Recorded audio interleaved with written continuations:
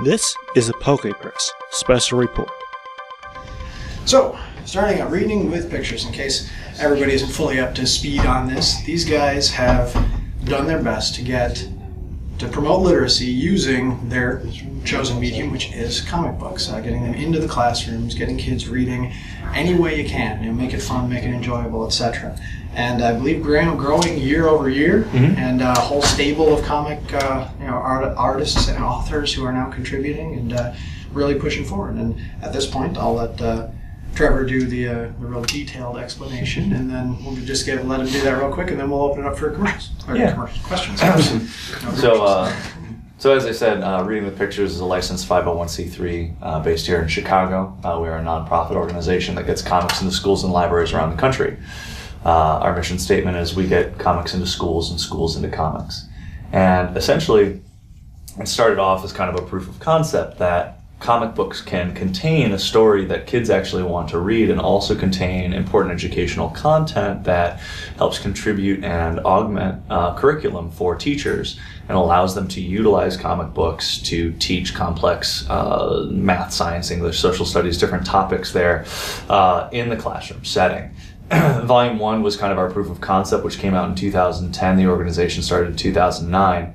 And then we Kickstart funded the first book successfully that year, which had a plethora of artists and talent in there, including Jill Thompson doing our cover, New York Times bestseller Raina Telgemeier doing a story in there, Chris Russo, Fred Van Lente, a lot of big name, kind of staple people in the comic book space.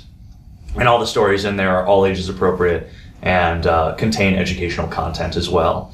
The proof of concept book kind of allowed us to learn what we didn't know about getting comic books into the classroom setting, because while a lot of teachers saw the need for this, there were a lot of administrative hurdles that kind of had to be overcome, especially with the government running out federal standards for educational guidelines, the core curriculum standards. And so with Volume 2, which is coming out this year in August from Andrews McMeel, Volume 2 is actually going to be a graphic novel textbook adhering to core curriculum standards for grades 3 through 6 in math, science, English, and social studies.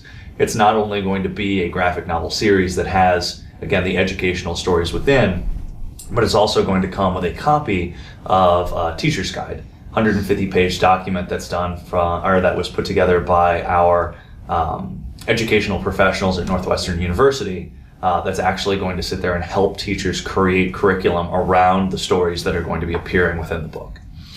Apart from the age-appropriate criteria, what are the things do you and Josh tend to look for in his stories? Does it have to be like a certain subject matter? Would it be like science fiction or history or anything like that? Yeah, he wasn't stipulating to any particular genre.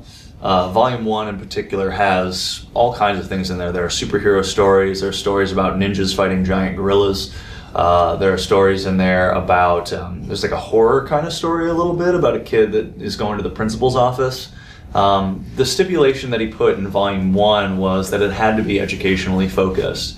So it has to either take place in a school or it has to have some kind of educational content within it.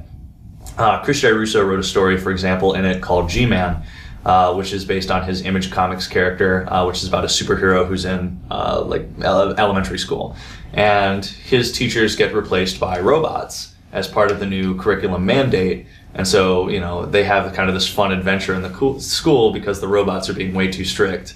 So the kids reprogram the robots to give them homework assignments like eat dessert for dinner. And so there's not, that was like a fun kind of educationally focused story because you're learning a little bit about, the everyday things that the kids are kind of doing in there, but you're also getting a fun adventure in school.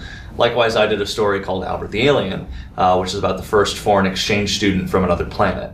And the story in Volume 1 was about Albert taking his class back in time to learn about dinosaurs during the Cretaceous period, and the teacher gets kidnapped by a pterodactyl, right? So you learn a little bit about the Cretaceous period, and I researched the flora and fauna of the time, and so all the plants, the animals that appear within the story get talked about by the teacher within an educational capacity, and they are historically accurate. But you also get this fun adventure with Albert dodging pterodactyls and, man-eating plants and all kinds of weird stuff that's kind of going on at the time.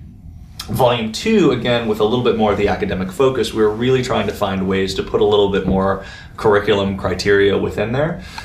So we ended up changing, like Josh's mail order ninja story is still in there that showcases Galileo's squared cube law. The mail order ninja story is about a boy named Timmy McAllister who orders a ninja in a mail order catalog and brings him to school. And the school gets attacked by a giant rampaging gorilla named Genghis Khan. And they have to figure out how to defeat him and his Kublai Khan empire. And after all the swords have been shattered, after all the spears have been broken, after all the arrows have been flung, they go to the smart kid, Timmy's best friend, and they're like, why, like, how do we defeat this giant rampaging gorilla? And he's like, I don't buy that this rampaging gorilla can exist. Galileo's squared cube law indicates that as mass increases at one ratio, volume increases at another. And like in a Merry Melodies cartoon, after showcasing this in a chart, right? Like in a Merry Melodies cartoon, once the science is explained, he succumbs to gravity, right? And it's brains that felled the beast. So some of that content, I think, is very, very relevant from Volume 1, and some of it will also end up appearing again in Volume 2 so that we can have that curriculum guide go with it. Albert the Alien, likewise, I wanted to make this a little bit more focused on some of the core standards that they were doing, because dinosaurs not really important to core curriculum standards for grades 3 through 6. So we're actually doing an English story about figurative language. And since English isn't Albert's first language, he comes from another planet, he takes figurative speech literally.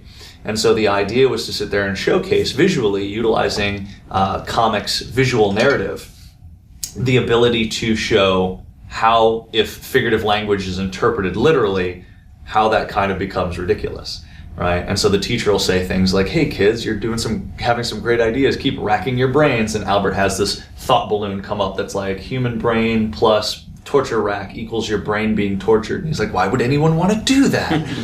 You know, and so it gives kids kind of this visual representation to understand how figurative language works and how it's kind of an exaggerative interpretation of what they're really kind of doing, right? It's encouraging them to think. They're not actually torturing their brains. So hopefully that answers your question. What kind of feedback do you get from teachers and even students, and how does it help you change how you're doing things now? Sure. Pardon me. So Volume 1, we got a ton of feedback from the teachers on there, and essentially the teachers are the ones that are really kind of clamoring for this to be in the classrooms. They see the need, they see the value that it can bring to their students, especially students that are reading or having struggles reading at their peer level, students with learning disabilities, or students that are just having difficulty engaging with the material, right? Because you have that visual narrative, you're using more of your brain than you would if you were just reading straight prose text, because one hemisphere of your brain is really more for words and one hemisphere of your brain is really more for visual learning and visual stimuli. So the teachers definitely saw this need and definitely wanted to rally behind this cause. The hurdle that we ended up coming up against was that the federal government had just passed these core curriculum standards. And the proof of concept version that we had for Volume 1 didn't have any of the necessary resources to really kind of help tackle that in on an administrative level and allow them to kind of justify the expense at a district-wide level for their schools. So it was being adopted in a classroom by classroom basis by the teachers. Volume 2, we've really taken a lot of that feedback to heart, which is why we've got the curriculum guide on there, which is why we're creating all these resources on our website for the teachers and the educators, so that we can really kind of help make the adaptation of this content into their curriculum as smoothless and seamless as possible. And so that's really kind of been the primary, I think, area that we've been focusing on for Volume 2. The other area where we've been focusing on in the background is in terms of research. There's a lot of questions about whether or not comic books in a classroom environment would be more beneficial to students than just learning through a straight textbook. And so with Northwestern University, we've been conducting several studies that we're trying to publish within the next couple of years that are trying to look at reading retention levels and literacy levels at students K through 12 that are learning with comic books within their classroom versus students that are not, right? And that'll give us a little bit more of a baseline there to kind of showcase what we already know, which is that comic books in a classroom environment can only help kids learn better. As with as Volume 2 is with Volume 1, I'm sure that we will learn a lot of things that we didn't know when that ends up coming out. And with volume 3, the book will only continue to kind of improve, because that feedback from the educators that are using it or that want to use it is very critical to the development of not only the curriculum guides that we're putting together, but also the content that we're putting within the book. We want to make sure that it's as relevant as possible to them, and therefore as easy as possible to sell into their school district, because the ultimate goal here is to get those comic books into their classroom environment, and especially to help those students that are struggling with the content that they're currently consuming the way that they are, to make sure that they are able to get back up to par, up to standard. What is the process to actually getting Reading with Pictures comics into the classroom, both from, say, an educator's perspective and a regular parent? Fantastic question.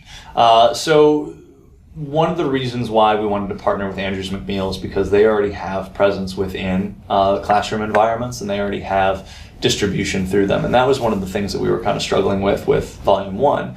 We could get into Baker and Taylor, we could get into all the avenues, that would allow the book to be ordered by a school, but without having any kind of case studies or reviews kind of on there, it became very difficult for it to get adapted. And with budgets continuing to get cut within the educational environment, without having any kind of teacher's guide or hitting the core curriculum standards, it became very difficult to justify the monetary expense to purchase enough copies of that to go out on a classroom or a district-wide level, which is why partnering with Andrews McMeel was such an important piece of Volume 2, and why Volume 2 is coming out in 2014 when Volume 1 came out in 2010. Right? It was an important partnership that we definitely needed to have there to kind of overcome those hurdles.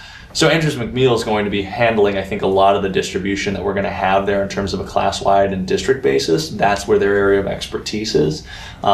In terms of being able to adopt it on a classroom-by-classroom basis, as Volume 1 has happened, teachers will still definitely have the flexibility to do that.